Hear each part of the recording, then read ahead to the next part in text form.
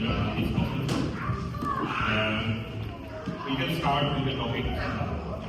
It's one of the pillars of Islam, very important. But we would like to learn, since we live in a different country, foreign country. Many of us are in a foreign country. And even as we have learned from our childhood that we have to share our wealth to the poor, to the needy ones. That is the basic learning also we learn from Islam. But here things are a bit different. Culture is different, society is different. We learn in euros whom to donate. Is it okay if we share the money to the needy ones back to our home country? How should we actually guide ourselves from Islamic point of view? If you would reflect the thing on that. Thank you very much, Brother Kamal. And again, I want to thank all of you for organizing this wonderful program. I think it's a very laudable initiative. As Brother Kamal mentioned, we really need this kind of gatherings. We need away from home. We have to create home away from home, as they used to say. It can be very lonely, it can be very boring, particularly for our kids. It's always good to make sure that we impart in them our own culture. And we can only do our best, but definitely we cannot have it as 100% as it is in our own countries. But in Arabic, they say something, that which cannot be achieved at all shouldn't be left at all. Meaning, if you cannot achieve anything, try to achieve something at least. Don't leave it because I can't afford it at all, so I just let it go. No. Do your best and achieve, even if it's little, it's still laudable. So what we are doing now, I think, is something very, very laudable. And I ask Allah subhanahu wa ta'ala to give us strength and our strength God to make sure that we do our best for our kids, because the kids and our children are a manner in our hands. That Allah subhanahu wa ta'ala will ask us about how we took care of them in the Akhirah. In the Akhirah Surah Al-Tahrim, Allah subhanahu wa ta'ala said, Ya ayyuhalladhina amanu qu anfusakum wa ahlikum nar. Take care and protect yourself as well as your families in the hellfire. So it's a responsibility on us to make sure that we do our best, home or away.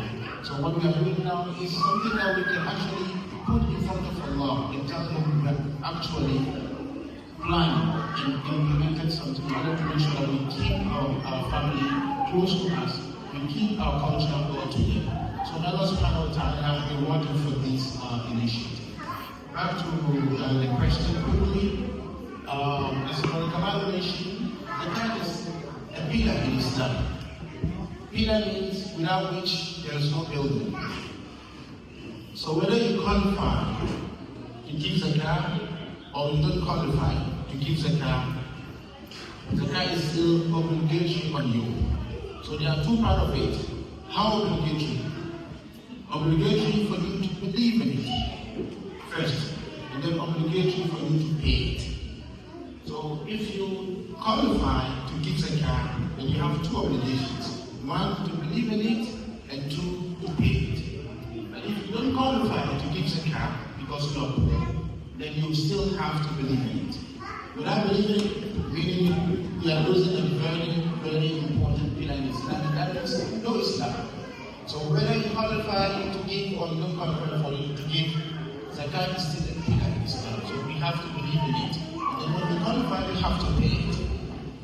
It's a huge topic.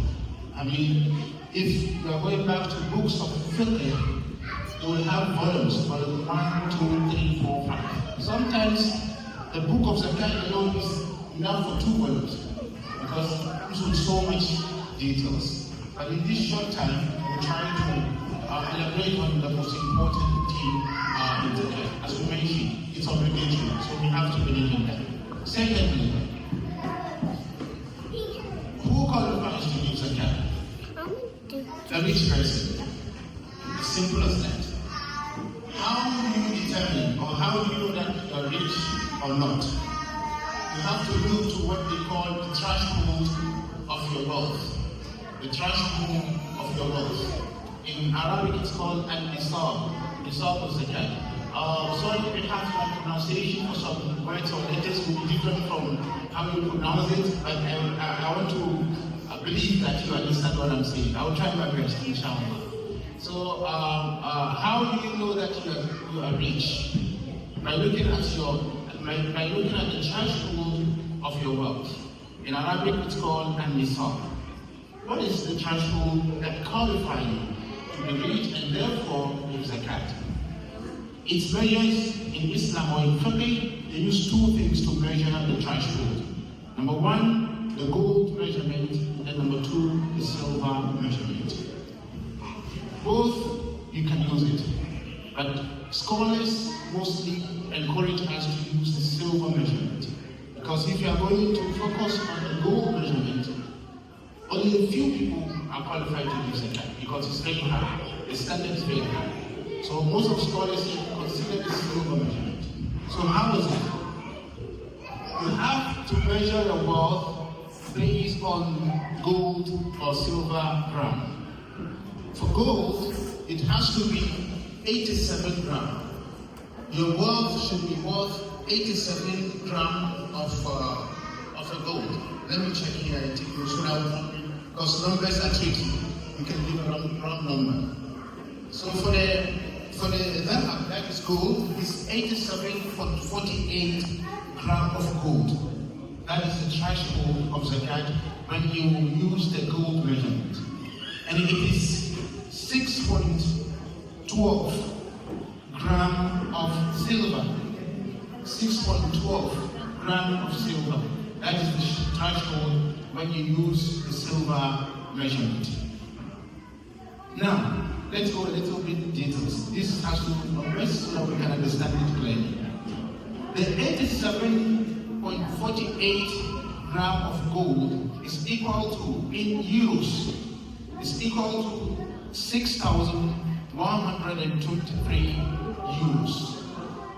To be very detailed, 6,123.60 euros. So meaning until you have a threshold of your wealth, until you have 6,123 euros, you still didn't qualify to give zakat. Using the gold measurement, which is at 87.48 gram. But if we are using the silver measurement, the 6.12 gram is equal to 428 euros. Meaning if you have 428 euros as your own wealth, you already qualify to give zakat. So you see the difference. So that's why most of the scholars said it's better, in order to stay safe, it's better you use the silver measurement until your wealth reaches 6,123 euros, then you shift to the gold in order to be safe. So don't wait until it's 6,000 because you are using the gold measurement. Start giving zakat from 420 something euros using the silver measurement. These are numbers. I'm not sure whether it's clear or not. I want to proceed, but I want to ask if this one is clear, then I'll move to the next point. Yes, I think that was a very clear answer for me, and I can't quite new things from the explanation. But let me ask our audience if there is any immediate question.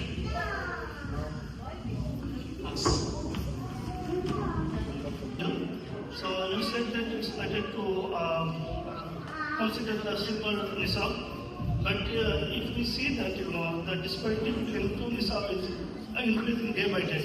In ancient time, the price of silver and gold was like quite close. Now the difference of these two has raised more than 200%, if you calculate. So in that case, and if you consider also the inflation. So sometimes some people are needy, but they don't qualify from the perspective of gold nisab. But if you consider them like from the perspective of silver nisab, they cannot take zakat. But they are needy, in some cases, in some part of the world, maybe let's say in Luxembourg or Switzerland. So those are highly expensive places. And if you consider a simple method for them, then they don't qualify to accept zakah from others. So that is another perspective. So in that case, we cannot give zakah to those people who are in need if we consider from single perspective.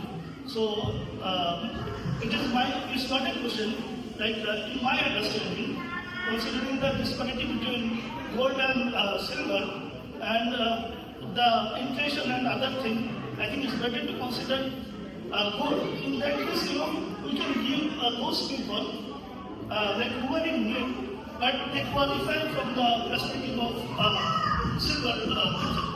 So I think it's better to consider gold so that we can give those people to some help. So, that's a concern from my side. It's not a question. So it's like,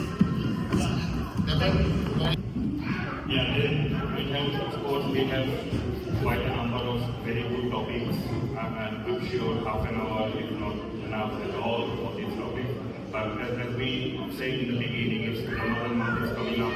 So what one thing we can take from this discussion, from this topic discussion, that we can a little bit reset in our life to be a better Muslim from this Ramadan.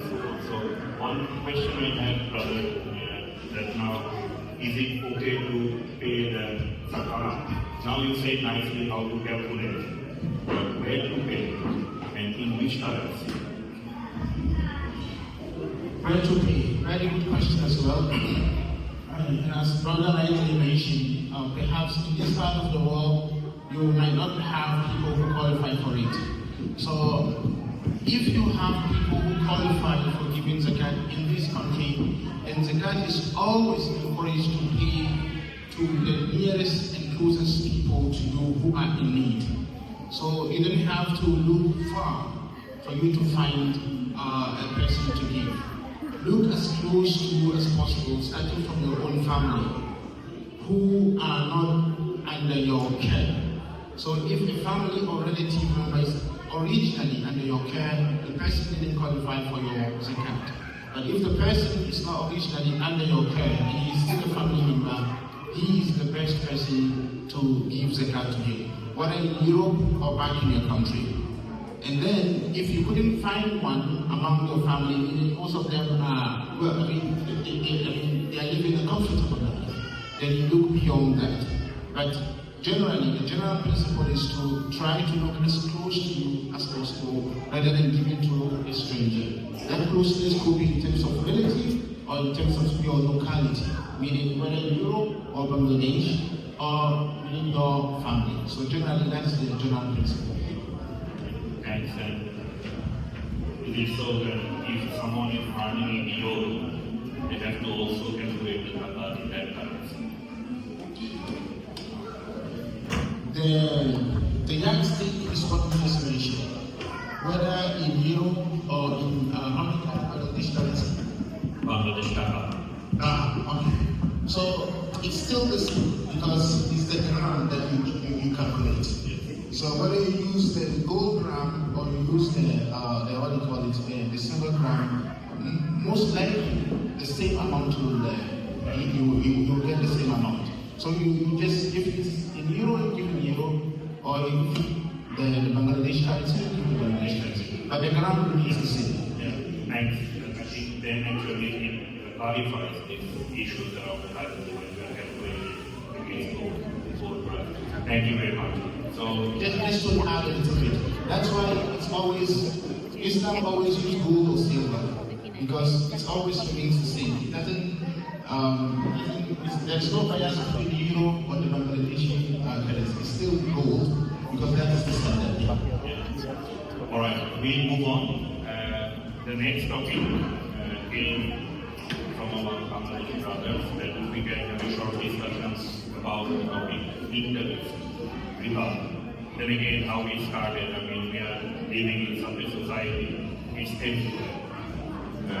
Banking system, how we earn money, how we buy our assets, housing, loans, and everything. I mean, Reba is everywhere. Interest is everywhere. And it's also a struggle for us to kind of understand how can we get rid of this Reba. So briefly, I mean, how do you reflect the Reba interest in Western culture? We know, of course, I mean, it's one of the things that is strictly forbidden in Islam. There is no place for Reba. But how can we actually guide our life to follow them? May Allah subhanahu wa ta'ala bless our wealth. And Islam is a complete system that it's a political system, a set of laws, financial system, social norms. It covers almost everything, including our financial plans. Allah subhanahu wa ta'ala also and our religion have addressed the issues that will come with our finances. Allah subhanahu wa ta'ala said in the Quran, وَأَحَلَّ اللَّهُ الْبَيْعَ وَحَرَّمَ الرِّبَا. Allah subhanahu wa ta'ala has made a transaction something that is acceptable. وَحَرَّمَ الرِّبَا, and made riba, interest, prohibited. So it's very clear, it's straightforward in Surah Al-Baqarah. وَأَحَلَّ اللَّهُ الْبَيْعَ وَحَرَّمَ الرِّبَا. But the confusion comes where usually we find it difficult to differentiate between what is considered an bay'ah, meaning transaction, and what is considered an riba, meaning interest that comes with the transaction. Let me give an example so that we can go straight to the point. When you buy a product or an item, and then you have an option to pay for that item cash or in installment.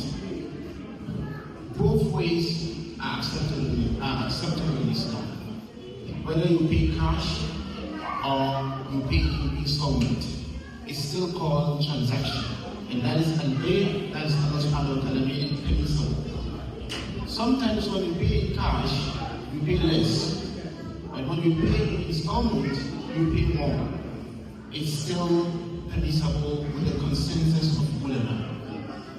Whether you pay more for installment and you pay less for cash, it's still permissible. The addition that you pay when you pay in installment is not considered interest because it's it's a transaction. So when someone is selling an item, he has the choice to give it a price. So you go to this shop, you buy it with less price, and then you go to another shop, you buy it with more price. That is perfectly okay. There is no riba in that. And if the person decided to add some amount because he thinks he are going to pay installment, and over the time, that is what he thinks will suit his business. If you agree to pay on that, that is perfect. It's still not interest. Now, where is the interest? The interest, inshallah, after the explanation. The interest is when there is no bay'ah, meaning there is no transaction. It's a loan, meaning I'm taking the money and then I have to pay the same money back. So there is no, you don't sell money, you take loan. So when I want to go into mortgage and then there is an apartment, I went to the bank and then the bank gave me a loan. The bank didn't sell the apartment to me. The bank gave me money. Meaning the relationship between me and the bank is not a transactional relationship. It's a loan. So no transaction. Since it's a loan, then you can't add a dime on that amount. When you add a dime on that amount when paying the loan, that is riba because there's no transaction. If there is transaction, no riba. Simple, that is the law. If there is a transaction, meaning you are buying an item or product, no riba in that. Even if the price is high, no riba in that. But if there is no transaction, you are taking a cash amount. They are giving you money that Islam said, inna ha wa ha. If you take 100 euros, you must pay back 100 euros. If you take 100 euros and then you pay 100 euros and 1 cent, that 1 cent is a riba. Because you don't sell money. In Islam, you don't sell money. If you take money, you give money back. You don't give addition. When you give addition, that is a riba. Sometimes in some of our countries, there is some people who are also engaging in similar transactions. We call it a transaction, but it's still not a transaction. I have a paper note of 100 euros, and then I want to bring it into 10 euros. So he will say, I have 10 euros. So, but you have to add 2 euros on it. So you give me one note of 100 euros, and then I will give you what they call it, 10 euros up to 100 euros, but you have to add 2 euros on it. That also is Reba, because it's a transaction of money. There is no transaction in money. The transaction is only on items and products. So that's why they call it Islamic system in some countries. For example, if you go to Malaysia, the same mortgage, I want to buy an apartment, I want to buy a house. I'm not buying it according to Islamic system in Malaysia, that they are using the Islamic banking system in Malaysia. You don't buy the apartment from the landlord. No. The bank, they have a section in the bank that they engage in such businesses. So you are actually buying the apartment from the business section of that bank. So that's how they made it Islamic, because you are not buying it from the landlord, meaning the bank is not giving the loan. No. You are buying the apartment from the bank. So even here in Europe, if you want to engage on that, like if the banks here in Europe are ready, we need to go a little bit details, even though there's no time, but it's quite complicated here. If you want to engage the bank in order to get it Islamic, you can talk to the bank. If the bank can buy the property from the landlord or from the owner, and then you buy the property direct from the bank, then you are not taking a loan. The relationship between you and the bank at that moment is not a loan, it's a transactional relationship. Transactions are permissible. There is no riba in it. I hope it's clear. Yeah. Thank you.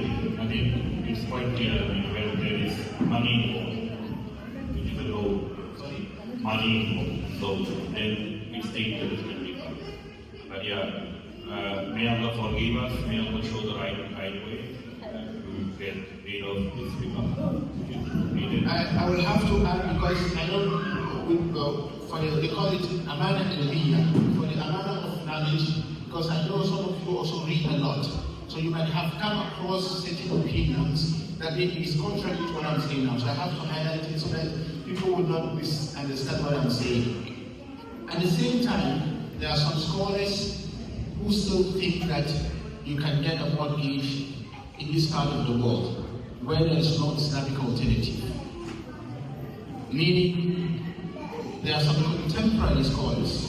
All the classical fiqh school of thought, they are against it, including the Hanafi madhab.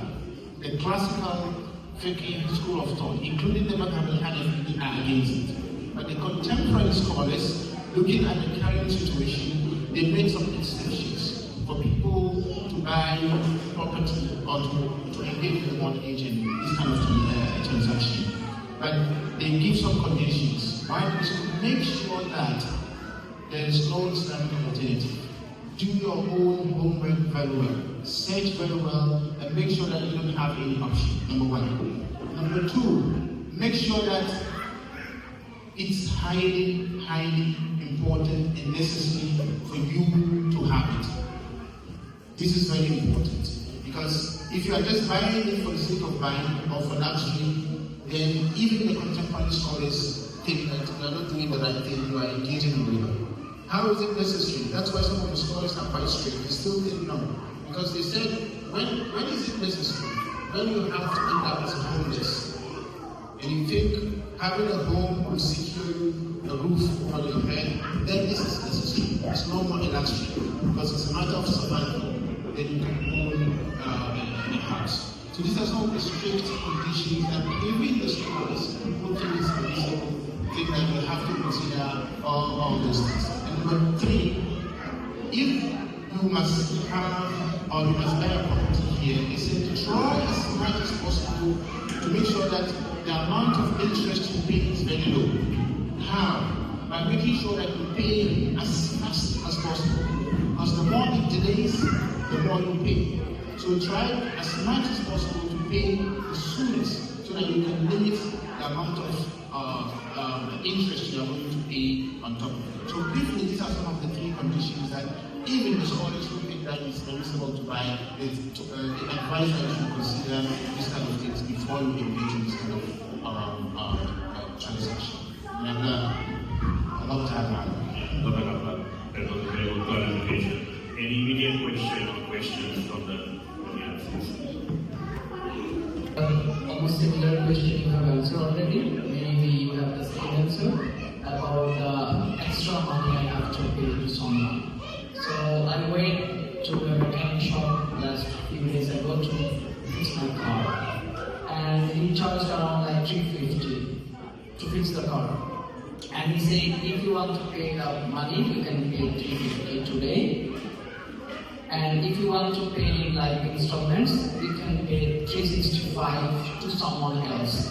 I will take the money from someone else right now, but you will pay to someone else 365, but not me. But I'm paying you, but he is referring to someone else to me. So if I pay this 365, the person he showed me, it might get that. So is this 15 euro is Reba? The follow-up question is, are you the one taking the money from the someone else, or the mechanic is the one taking the money from you? The mechanic is taking the money. Okay, so you don't have any relationship with that person. With that, you are not paying any to Reba because you are paying for the service that has been rendered to you. You are not paying, you are not taking a loan from anyone else. So I think the principle is very clear. If you take a loan, if you take money from someone, pay exactly as you take. But if there is any sort of transaction, whether through service or item or product, if there is any sort of transaction, then if you pay more, that's no problem with that. Whether you pay cash or you pay with inshallah. Not a problem. Any other immediate question? Let's move on. Our third topic was like a very practical one. Of course, the big years was very practical. But I mean, here we have a community, and mashallah, we have a community going. Our kids are going, so that's a very good sign. And as we are going, we have also lots of events coming every now and then. Celebrations, some of those are sports driven by Islam, and we know, or we run by program. But there are also something coming from the culture, something from the Western culture, something from our own Bangladeshi culture. Some examples are birthday for our kids, marriage anniversary. Then also from our own culture, we have this kind of Bengali New Year, then English New Year. These kind of events are everywhere. So it's often a kind of struggle for us to understand to what extent it is permissible for us, what extent not. And it has also this kind of back and forth, effect. If our kids are doing some party, for example, to their friends, their neighbors, then we also expect the opposition. So, what is allowed, what is not, where is the boundary? And so, this is a kind of struggle for us, many of us don't understand. Of course, we don't have much time to briefly. I'm trying to briefly answer the question. But before I proceed, there's one important point I've heard about zakat, so briefly I will mention. When we talk about the Islam, when you do the calculation, what should be included in your wealth? What should you consider as your wealth? Number one is cash, the money you have in your wallet.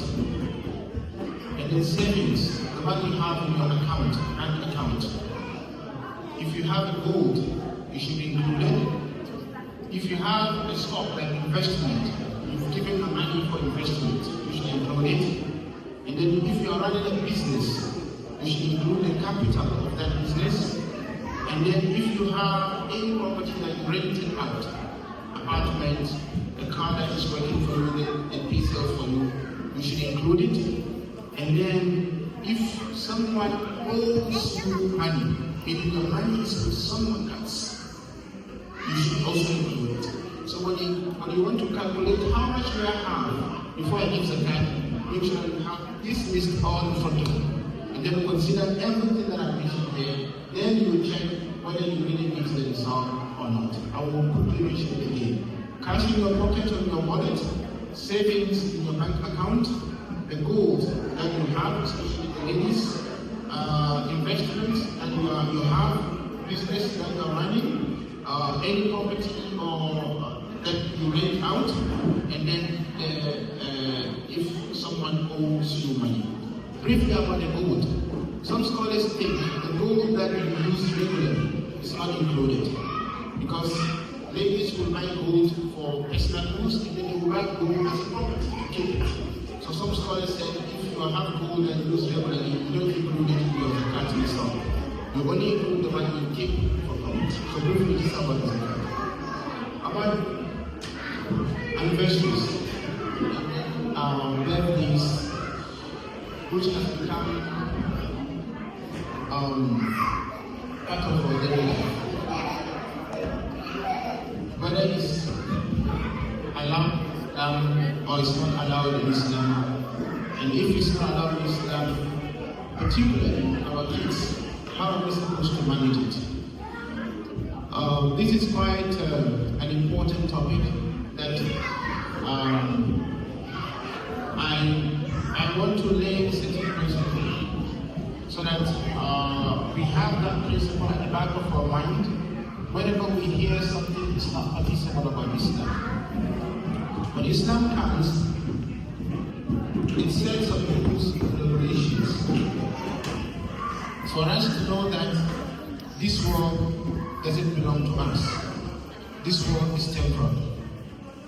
Just like when you're talking about mortgages a while ago, we all want to buy homes here, right? Why do we want to buy home? Because when you are in the rent, it comes with rules and regulations that will always make you feel you're a stranger in your own home. But when you buy the apartment, you know this one is my experiment. No one will set rules for you because it's your own apartment. This world is also temporal, so it has to have certain rules and regulations to show us we don't belong here. We actually belong in the after.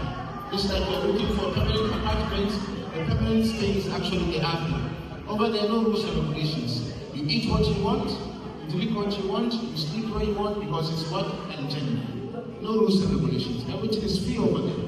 But here in this world, consider it as the apartment we are renting. It comes with the landlord will give you certain rules and regulations. The same thing with our life in this world. It comes with rules and regulations to show us that we don't belong here.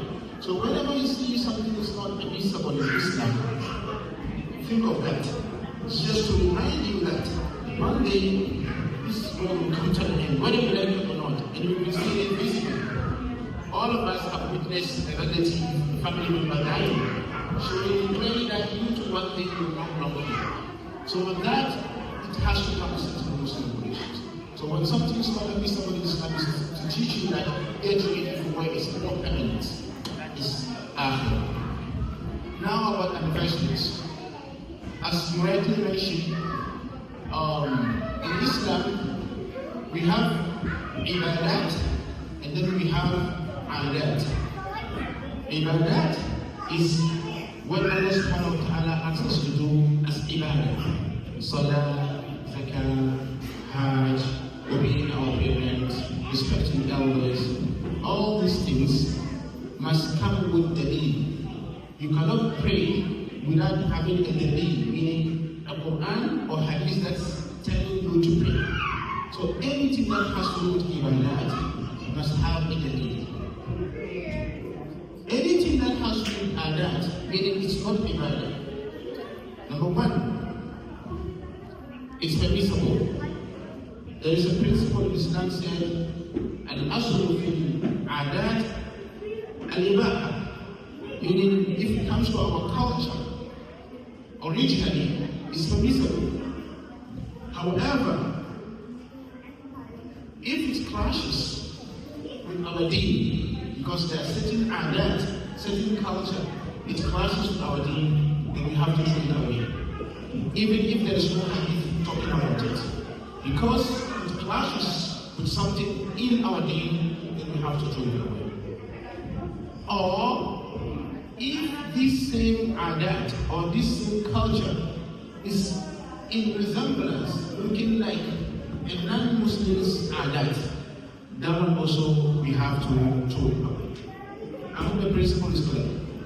So we have two things, adat and ibadat. Adat, it has to come with the need before you do it. You cannot decide, okay, I'm very energetic today, so I can pray Zuhur 5 rakah. No. Because you are energetic, you cannot fast 35 days. It has to be 29 or 30 days. Because there should be the need for you to fast 29 or 30. You cannot fast more than that because it's what? Ibadat. So in Ibadat, we have to have the need. But in Ibadat, originally, meaning our culture, our day-to-day life, everything is permissible. In our day-to-day life, our culture, everything is permissible. Until you see two things. Number one, it clashes with your deed, or it resembles non-Muslims' culture. And you have to put it away. Practically speaking, very good comprehension. Our kids go to school. They're invited for birthdays.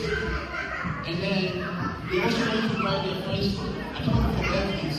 As parents, we find ourselves in a very difficult situation. In a dilemma, how to manage these things. I can only suggest a few steps. Sayyidina Ali gave us some guidance on that, on how to take care of our children. Sayyidina Ali said, لاعبهم سبعا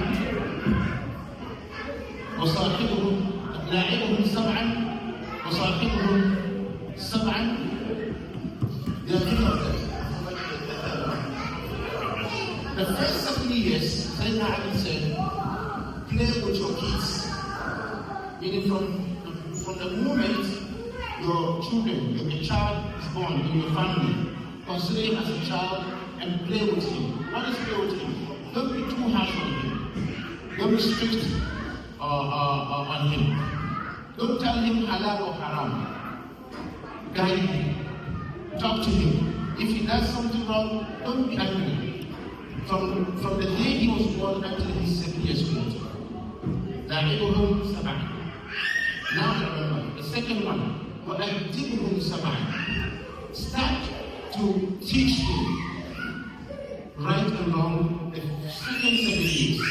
Meaning from 8 years until 14 years. Start to teach him what is wrong and what is right. And then when he did something wrong, let him understand that this is wrong. Try to make sure that you in fact instructing him from 8 years until 14 years. And then Sahibum Sabah. Let him be your friend after 14 years. So this is a clear guidance from Sayyidina Ali. Sahibum Sabah, the first 7 years, let them enjoy their childhood. Don't be too harsh on them, don't be strict on them. Play with them, let them enjoy their childhood. The second 7 years, start to teach them what is right and what is wrong. When they do something wrong, let them understand that what they did is wrong. When they did something right, let them feel, let them appreciate that they did something wrong. Meaning from 8 years until 14 years. And then after 14 years, until 21 years, let them be your friends. Meaning seek their advice. Let them feel that now they are adult and treat them as adult. So generally, about the birthday, I think that's the best way to handle it. The first 7 years, don't be too harsh on your child. Particularly being in the school. Let them enjoy the childhood. If you want a birthday, organize a light one for him. Because he's still less than 7 years. But after 7 years, when you become 8 years, start to teach him what is right and what is wrong. And then when you become 14 years, then that can be considered as about teaching the right thing about this. Generally, that's what I can say about this topic. I'm not sure whether I've catch up what they expected or not. Allah Ta'ala. Any immediate question?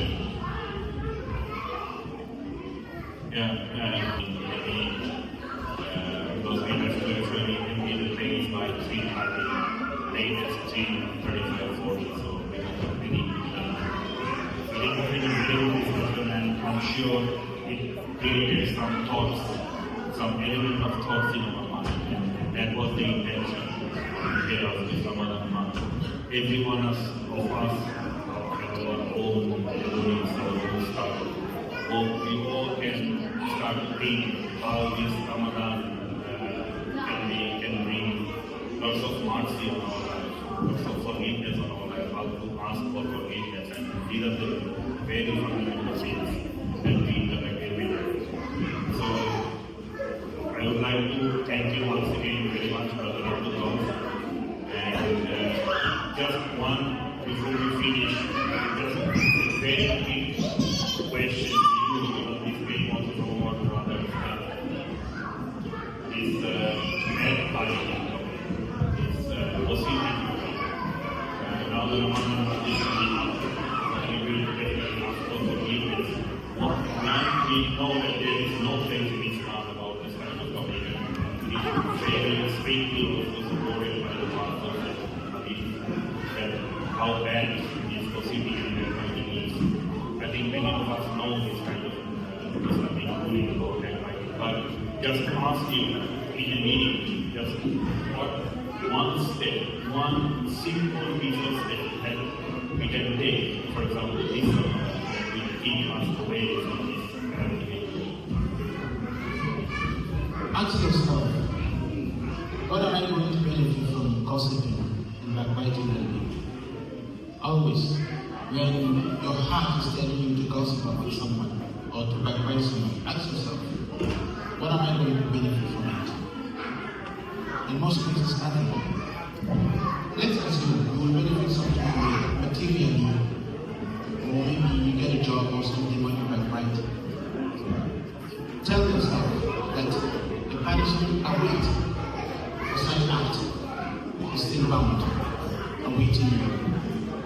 So ask yourself, tell yourself these two things. Am I going to benefit something from backbiting or gossiping about someone? If no, then why should I waste my time?